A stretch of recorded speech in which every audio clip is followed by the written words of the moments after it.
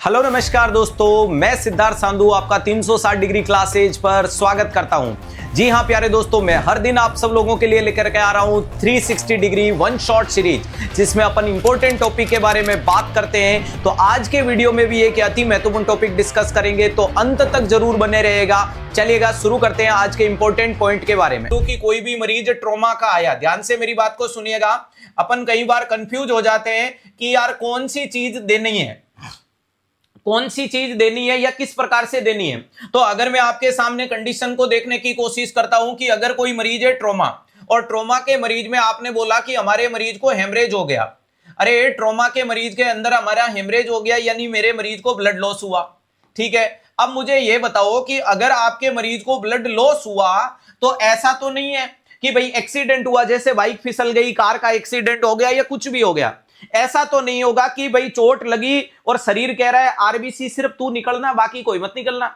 ऐसा तो नहीं है। ऐसा तो नहीं है कि सिर्फ डब्ल्यूबीसी निकले, सिर्फ प्लेटलेट निकले। ऐसा कोई भी कहीं कुछ भी नहीं देखने को मिलता है। हाँ, मुद्दा यह है कि जब भी चोट लगेगी तो सब कुछ निकलेगा, जो आपकी वेसल्स में दौड़ रहा है सब कुछ निकलेगा। तो वेसल्स में क्या दौड़ रहा है? तो आप लोगों ने बोला कि सर वेसल्स में दौड़ रहा है ब्लड, आपके अंदर ब्लड दौड़ रहा है। ब्लड दौड़ रहा है मतलब आप में सेल का भी लॉस होगा, और प्यारे दोस्तों आप में प्लाज्मा का भी लॉस होगा। आप में प्लाज्मा का भी लॉस होगा, सेल का भी लॉस होगा। सेल का 45% थी वो जाएगी, प्लाज्मा 55% था वो जाएगा। अब गए कोई बात नहीं है, लेकिन देखो दुनिया में जो आया है वो जाता है। लेकिन कब कोई अच्छा खासा इंसान जिसकी पीछे वालों को जरूरत होती है और वो जाता है तो उसकी चर्चा ज्यादा होती है। बाकी तो ठीक है, धरती पे बाहर हो आगे चले गए तो कोई पूछने वाला नहीं है। ठीक है, कम से कम किरदार ऐसा हो कि आपके जाने के बाद किसी की आंखें नम हो तब तो पता चले। अब अगर मैं बात करूं ओवरऑल ब्लड के बारे में, नो डाउट सबका अपना किरदार है, सब अपने किरदार को निभा रहे हैं। प्लाज्मा भी उतना ही इंपॉर्टेंट है जितनी ब्लड सेल है। लेकिन कुछ चीजें होती है ना कि सारी दुनिया एक तरफ और तेरा कमरा एक तरफ, समझ पा रहे हो? तो प्लाज्मा में क्या है? तो प्लाज्मा में लिपिड है। देखो लिपिड जरूरी है, हमारे सेल वॉल बनाने में मदद करता है। लेकिन क्या अभी हाथों हाथ बनाएगा? नहीं मिली तो बाद में देखा जाएगा। ठीक है, ग्लूकोज, ग्लूकोज क्या करता है सर? इंस्टेंट एनर्जी देता है। हार्मोन वगैरह क्या करते हैं? बॉडी के ऑर्गन के फंक्शन को चलाते हैं। सर एंजाइम वगैरह क्या करवाते हैं? कैविटी के मूवमेंट करवाते हैं। इसके अलावा न्यूरोट्रांसमीटर क्या होते हैं? ऑर्गन को कमांड देने का काम करते हैं। तो वो प्रोटीन क्या करता है? बॉडी बिल्डिंग करता है। तो ये सब चीजें जरूरी है, चलती रहेगी चलती रहेगी। लेकिन अगर मुझे कुछ समय, कुछ सेकंड, कुछ मिनट, कुछ घंटे नहीं मिले तो क्या मैं मर जाऊंगा? नहीं। हाँ, प्लाज्मा में पानी ज्यादा है इसलिए मेरे अंदर सर्कुलेटरी फेलियर हो सकता है, मेरा मरीज शॉक में जा सकता है, उसका tissue perfusion minimum metabolic demand से कम हो सकता है। वहां पे ब्लड सेल में देखो तीन चीजें थी, आरबीसी था, अरे यहां डब्ल्यूबीसी था, और यहां प्लेटलेट था। सबके अपने अपने काम है। अगर मैं आपके सामने बात करने की कोशिश करूं, प्लेटलेट का काम क्या होता है? ब्लड क्लॉट बनाना, ताकि इंजरी वाली, चोट वाली साइड से बाहर की साइड में ब्लड नहीं निकले। डब्ल्यूबीसी मुझे इन्फेक्शन से प्रोटेक्शन देगा, और आरबीसी होगा वो मेरे ब्लड में ऑक्सीजन कैरी करेगा। अब मुझे बताओ कि सबसे जरूरी कौन है? तो सर सबसे ज्यादा जरूरी देखने को मिलती है ऑक्सीजन। अरे सबसे ज्यादा इंपॉर्टेंट एस्पेक्ट क्या रहेगा? ऑक्सीजन रहेगा, क्योंकि जिंदगी में सांस है तो आस है, बिना सांस के कोई आस नहीं है। तो अगर मैं ओवरऑल चीज बोलूं कि जिसकी कमी है, जिसके कारण, ध्यान रखिएगा, जिसकी कमी है, जिसकी पूर्ति करने की आवश्यकता और सबसे ज्यादा, या अगर मैं आपसे पूछ लूं इस मरीज का डेफिनेटिव टारगेट बताओ, डेफिनेटिव टारगेट, डेफिनेटिव का मतलब मुख्य उद्देश्य क्या है? तो मुख्य उद्देश्य है टिश्यू परफ्यूजन। क्या है? Tissue perfusion. और टिश्यू परफ्यूजन होगा तो उस ऑर्गन को क्या मिलेगी? ऑक्सीजन मिलेगी। ऑक्सीजन मिलेगी या नहीं मिलेगी? तो चलो, अगर मेरे मरीज के अंदर पहली बात, अब देखो ये तो हो गया डेफिनेटिव, प्राइमरी नहीं है, ये तो आपका मुख्य उद्देश्य है। अगर मैं आप लोगों को बोलूं आप लोगों का जिंदगी में मुख्य उद्देश्य क्या है, तो आप लोगों ने बोला सेंट्रल गवर्नमेंट कर्मचारी बनना। लेकिन प्राइमरी गोल क्या है? कोई भी जॉब मिल जाना। समझ पा रहे हो? प्राइमरी का मतलब नौकरी सरकारी होनी चाहिए, बस मिल जाए वो बढ़िया बात है। ठीक है, दूर मिले, अच्छी मिले, बुरी मिले, सब बढ़िया बात है। समझ पा रहे हो? लेकिन डेफिनेटिव टारगेट क्या है कि सर एक दिन तो एम्स के दरवाजे झुकाऊंगा और उसको अपने कदमों में लाके बिठाऊंगा। डेफिनेटिव टारगेट तो जो आपका मन पसंदीदा एम्स है वो है, लेकिन प्राइमरी के अंदर आपने बोल दिया कि जो प्राप्त है वो पर्याप्त है, सब खुशी है। तो अगर आपको पूछे डेफिनेटिव, तो डेफिनेटिव तो वही चीज हो सकती है जिसकी कमी थी। अरे डेफिनेटिव तो वही चीज हो सकती है जिसकी कमी थी, और कमी किसकी हुई है? ब्लड लॉस में सब कुछ लॉस हुआ, तो डेफिनेटिव तो आपके लिए होल ब्लड होगा। इस मरीज के लिए डेफिनेटिव प्लान क्या होगा? होल ब्लड की सब कुछ निकला सब कुछ चढ़ा दो भाई, सब कुछ निकला सब कुछ चढ़ा दो। क्यों चढ़ा दो? क्योंकि देखो, अरे होल ब्लड चढ़ाओगे, होल ब्लड का मतलब हूबहू जो आपके शरीर में घूम रहा है वो देखने को मिलता है। क्लियर है? ध्यान रखिएगा।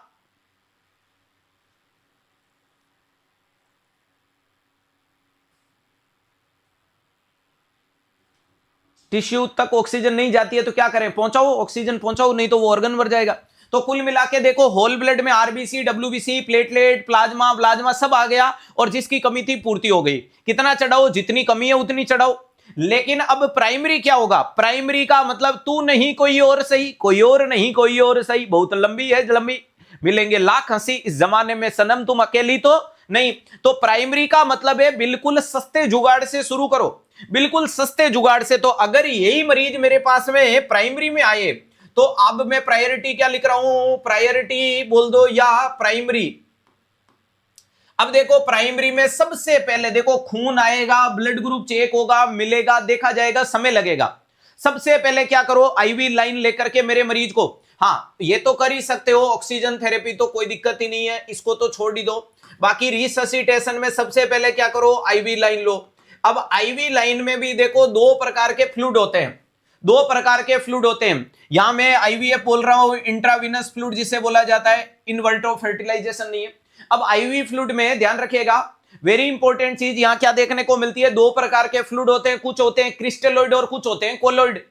कुछ होते हैं क्रिस्टलोइड और कुछ होते हैं कोलोइड। कोलोइड का मतलब जो प्यारे दोस्तों ब्लड का सब्स्टिट्यूट के रूप में अपन काम में लेते हैं, हाइपरटोनिक सॉल्यूशन होते हैं। इसके अलावा क्रिस्टलोइड का मतलब नॉर्मल सलाइन है।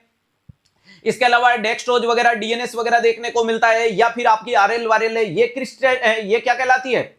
ये क्रिस्टलाइड सॉल्यूशन कहलाते हैं। सबसे इजीली अवेलेबल होता है क्रिस्टलोइड सॉल्यूशन। इजीली अवेलेबल कौन सा सॉल्यूशन होता है? क्रिस्टलोइड। ऐसा कोई अस्पताल ही नहीं होगा जहां आरएल नहीं हो, जहां आपकी D5 नहीं हो, जहां D10 नहीं हो। तो सबसे पहली प्रायोरिटी में क्या चिपका दिया? क्रिस्टलोइड। अरे क्या करवा दिया? क्रिस्टलोइड सॉल्यूशन। सर अगर क्रिस्टलोइड से बेस्ट मिल जाए तो कोलोइड चढ़ा दो।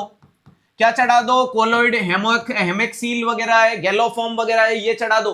क्लियर है? हिमेक्सील है, गैलोफॉर्म वगैरह ये चढ़ा दो।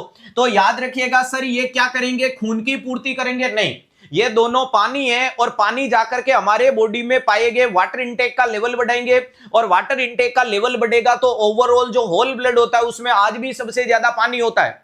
तो जब आपने मेरे पूरे खून को लॉस होने के बाद जब पूर्ति की बात आई, तो जब आपने पानी चढ़ा दिया तो लगभग ध्यान रखिएगा, लगभग आपके सामने कहां गया ये देखो कि लॉस इन सब का हुआ, लेकिन आपने इस बंदे को रिप्लेस कर दिया। तो मुझे बताओ, मोटा मोटा रिप्लेसमेंट हुआ या नहीं हुआ? हुआ। मैं मरूंगा नहीं, जो चीज है वो डिजोल्व होगी, और एटलीस्ट टिश्यू के पास कुछ तो पहुंचेगा। तो ये मेरा प्राइमरी टास्क था। अब ये मेरा क्या था? प्राइमरी टास्क देखने को मिला। इसके बाद में दोस्तों मुझे क्या चढ़ाने की आवश्यकता है? तो सर अब देखो, अगर मेरा मरीज इमरजेंसी कंडीशन में ब्लीडिंग के कारण आ रहा है, तो क्यों ना मैं प्लाज्मा रिप्लेस कर दूं। प्लाज्मा इजीली अवेलेबल हो जाता है, क्योंकि उसमें ब्लड ग्रुप वगैरह का कोई बड़ा रोल नहीं है। तो क्या मैं इसमें फ्रेश फ्रोजन प्लाज्मा चढ़ा दूं? चढ़ा दो। अब क्या हुआ? पहले तो सिर्फ पानी को रिप्लेस किया, इस बार 55% को रिप्लेस कर दिया। ध्यान रखिएगा, इस समय तो आपने क्या किया कि प्लाज्मा का कुछ हिस्सा रिप्लेस किया, इस बार तो पूरा प्लाज्मा रिप्लेस कर दिया। तो ओवरऑल जो 100% था उसमें 55% ठीक कर दिया। तो मरने की दर कम हुई या नहीं हुई? हुई। अब प्यारे दोस्तों, मुद्दा यह है कि तुम कितना भी चढ़ाओ, लेकिन कम से कम निकलना रोको। जब तक तुम्हारी ब्लीडिंग वगैरह नहीं रुकेगी, अरे ध्यान रखिएगा, जब तक तुम्हारी ब्लीडिंग वगैरह नहीं रुकेगी, तब तक तुम कितना भी चढ़ा लो कोई मतलब नहीं, इधर से चढ़ेगा उधर से निकलेगा। तो क्या मैं इस मरीज को क्लॉटिंग फैक्टर चढ़ा दूं? क्लॉटिंग फैक्टर का नाम होता है क्रायोप्रेसिपिटेट। क्या नाम देखने को मिलता है? क्रायोप्रेसिपिटेट। ध्यान रखिएगा, cryoprecipitate is a clotting factor. और अगर मैंने मेरे मरीज को क्लॉटिंग फैक्टर चढ़ाया, तो जिससे क्या हुआ? एक तो इसमें भी ब्लड ग्रुप वगैरह नहीं देखा, और जैसे ही मैंने इस मरीज को क्लॉटिंग फैक्टर दिया, और क्लॉटिंग फैक्टर देते ही मेरे मरीज से शरीर से जो ब्लीडिंग हो रही थी वो कम पड़ गई। मेरे मरीज के शरीर से जो ब्लीडिंग हो रही थी वो कम पड़ गई। इससे अगले नंबर पे मैं मरीज को क्या चढ़ा सकता हूं, आरबीसी। हाँ, होल ब्लड की तुलना में आरबीसी भी, जिसको पीआरबीसी भी बोलते हैं, पैक्ड रेड ब्लड सेल, ये भी इजीली अवेलेबल हो जाती है। क्योंकि जब ब्लड डोनेट करते हैं तो एक तो सरकार या ब्लड बैंक पूरा खून रखती है, और कुछ कंडीशन में वो पूरे खून के टुकड़े करके 5-6 खून बनाती है। जैसे आरबीसी निकाल के पीआरबीसी बना दिया, डब्ल्यूबीसी बना दिया, प्लेटलेट बना दिया, प्लाज्मा अलग बना दिया, तो एक खून के 5 खून बने या नहीं बने, बने। समझ पा रहे हो? तो पूरा खून मिलना मुश्किल होता है, सिंपल कैटेगरी वाइज चीजें मिलना आसान होती है। आज प्लेटलेट आसानी से मिल जाती है, डब्ल्यूबीसी मिल जाती है, फ्रेश फ्रोजन प्लाज्मा मिल जाता है, क्रायोप्रेसिपिटेट मिल जाता है, लेकिन पूरा खून थोड़ा टफ मिलता है। तो उसके बाद में पीआरबीसी दे दो। जब पीआरबीसी दी तो ऑक्सीजन अपने आप अच्छी खासी हो गई, क्लोटिंग फैक्टर पहले दे दिया, प्लाज्मा पहले दे दिया, और अब लास्ट में सारी दुनिया एक तरफ और तेरा कमरा एक तरफ, और लास्ट में अगर हो जाए तो होल ब्लड। इसी को कहते हैं प्रायोरिटी अरेंजमेंट। इसको कहते हैं प्रायोरिटी अरेंजमेंट की जो चीज पहले, ये प्रायोरिटी है, ये डेफिनेटिव है, आवश्यकता इसकी थी, आवश्यकता इसकी ही देखने को मिल रही थी। ध्यान रखिएगा, समझ में आ गया? हाँ, मार्केट में सब अलग अलग मिलता है, मार्केट बोले तो ब्लड बैंक, लेकिन जुगाड़ सबसे पहले यहां से शुरू कर दिया। जब ये कर दिया तो मैंने मरीज को मरने नहीं दिया। वहीं पे अगर कंडीशन का कारण कोई और है, मान लो कि आपने बोला सर मेरे मरीज को डेंगू है, तो डेंगू है तो फ्लूइड रिप्लेसमेंट करके सबसे पहले मरीज को क्या चढ़ाओ, प्लेटलेट चढ़ाओ, एसडीपी आरडीपी चढ़ाने की कोशिश करो, क्योंकि कमी प्लेटलेट की चल रही है। क्या चल रही थी? उसकी चल रही थी। आपके मरीज को मान लो कि कोई सीवियर इम्यूनो कॉम्प्रोमाइज है, डब्ल्यूबीसी की कमी है, डब्ल्यूबीसी चढ़ाओ। तो जैसी कमी देखने को मिल रही है उसको रिप्लेस करो। अरे उसको रिप्लेस करो। ऑपरेशन थिएटर में सेम ही कंडीशन है। Operation theatre is a type of haemorrhage. Operation theatre में हेमरेज होगा, और हेमरेज होगा तो यही होगा। जब तक ब्लड का अरेंजमेंट नहीं होगा तब तक आप उसको क्या कराओगे? ध्यान रखिएगा, ब्लड का अरेंजमेंट नहीं होगा तो सलाइन, जो भी सलाइन है, आरएल चढ़ाओ। अब कुछ बच्चे पूछ रहे थे कि एनएस दे या आरएल। अगर कुछ बच्चे पूछ रहे हैं कि एनएस दे या आरएल, तो मरीज की एबीजी के साथ में देखेंगे कि अगर मरीज की बॉडी में लैक्टिक एसिड बनने लग गया, लैक्टिक एसिड क्यों बनने लग गया, तो ध्यान रखिएगा कि सर मेरे मरीज के अंदर सेलुलर डिस्ट्रक्शन के कारण अगर लैक्टिक एसिड बन रहा है तो आरएल नहीं देंगे, तो फिर मरीज को क्या देना है? एनएस देना है। और अगर लैक्टिक एसिड नहीं बन रहा है तो फिर आरएल दे सकते हैं। ब्लड ग्लूकोज को चेक कर लेंगे, ब्लड ग्लूकोज डाउन जा रहा है तो फिर आप D5, D10, D25 भी दे सकते हो। समझ में आ गया? तो ये मोटी मोटी जानकारी होती है और इस प्रकार से इस चीज को समझना है।